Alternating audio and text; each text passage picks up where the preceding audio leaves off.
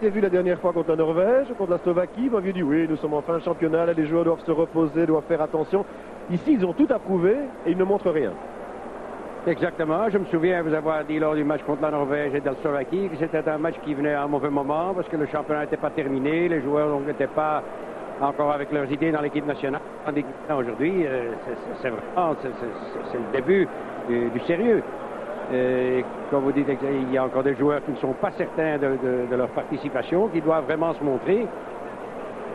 Contre la Norvège, il y avait aussi l'excuse du terrain. Cette fois-ci, j'en vois très peu. J'espère simplement qu'on verra une meilleure seconde mi-temps que ce qu'on a vu jusqu'ici.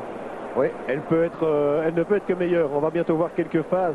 Il y en a eu vraiment eu 2-3, quelques problèmes de pénalty aussi. Ça dit comment expliquer cela aussi, Guy Thys, que les joueurs qui doivent prouver leur place ne le font pas. Est-ce que vous êtes mal placé pour le dire, bien sûr, manque de talent, manque de ci, manque de là. On peut trouver toutes les excuses possibles, mais la Coupe du Monde, c'est bientôt. Certainement, il faut être prêt maintenant. Il y a un match à Paris samedi, donc là également, il faudra montrer autre chose que ce qu'on montre aujourd'hui pour pouvoir rivaliser d'une façon noble. Donc l'équipe de base devrait être prête pour le moment. Il est vrai qu'il y a quelques joueurs qui sont un petit peu au repos et qui relèvent de blessures. Il y a encore quelques problèmes, il faut chercher. Et, non, pour l'équipe, tout autant pour aujourd'hui, il faut être prêt pour ça. Puis certainement, après ça, il n'y a certainement plus d'excuses possibles. Est-ce que les Diables Rouges n'essaient pas plus de ne pas prendre de but que d'en marquer? Parce que les Algériens restent très groupés, mais les Belges ne sortent pas beaucoup non plus, ne prennent pratiquement pas de risques. Il est un fait que vu de la tribune, j'ai souvent vu un attaquant esselé tout à fait et 4 en ligne derrière. Donc ça c'est certainement un, si pas 2 de trop, je crois qu'à ce moment-là. Mais je crois que Robert aura bien donné les consignes nécessaires à la mi-temps pour faire quelques changements aussi au point de vue occupation de terrain, s'intégrer un petit peu plus. Parce que jouer à 4 contre 1, ça n'a aucun sens. Maintenant, on voit ici, c'est vrai que les occasions les plus nettes ont été aussi pour les Algériens, sur phase arrêtée notamment. On sait que ce sont de redoutables manières de ballon. Cela dit, Guy Thys, il y a aussi des joueurs qui ne sont pas à leur niveau.